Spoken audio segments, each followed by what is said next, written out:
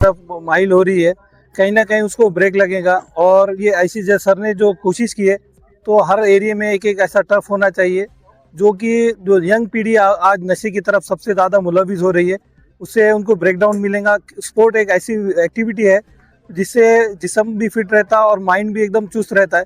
तो हर टाइप का मतलब स्पोर्ट्स की एक्टिविटी होना चाहिए, और इसी के हिसाब से सर को मुबारकबाद देते हैं। अच्छा स्टेप सर ने उठाया जिंतूर वासियों के लिए, और मुबारक, बहुत बहुत मुबारक सर।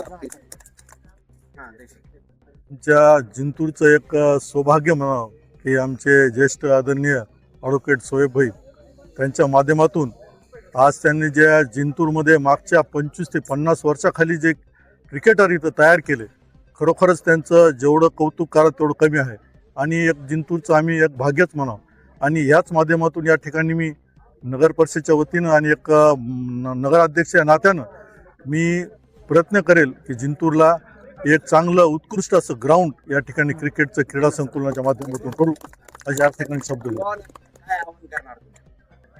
की जास्तीत जास्त आता सोयीनं मार्गदर्शन केलं की आताची नवीन पिढीनं जास्तीत जास्त या क्रिकेटचं कौशल्य कसं लोकांपुढे दाखवावं एवढं त्यांनी करावं असं या माध्यमातून सांगतो। आणि आताच आमच्या महापौर साहेबांनी सांगितलं की नवीन पिढी आज काही बाकीच्या व्यसनाधीन झाली आहे, आणि त्यांनी आज क्रिकेटच्या माध्यमातून त्यांचं काहीतरी पुढचं आरोग्य सुधारावं आणि त्यांची पुढची लाईफ सुधारावं एवढं या माध्यमातून सांगू इच्छितो। सैयद इकबाल हमारे महापौर प्रताप राव हमारे नगर अध्यक्ष, ये मेरी खुशनसीबी है, खुशकिस्मती है कि ये दो पदों पर बैठे हुए और मेरे दिल के करीब के लोग यहाँ पर आए।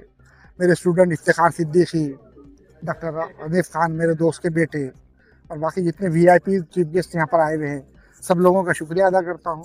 और मैं सिर्फ इतना ही बताऊँगा, मैंने जो ये टर्फ बनाया, ये टेनिस से ज़्यादा ये लेदर की टर्फ है, लेदर क्रिकेट की टर्फ है। 50 साल से मैंने लेदर का प्रचार किया, लेदर खेला, लेदर के अंदर बच्चे तैयार किया, और मैं चाह रहा कि जिंतूर के अंदर बहुत पोटेंशियल है, बहुत एबिलिटी है, खाली प्लेटफॉर्म नहीं मिला।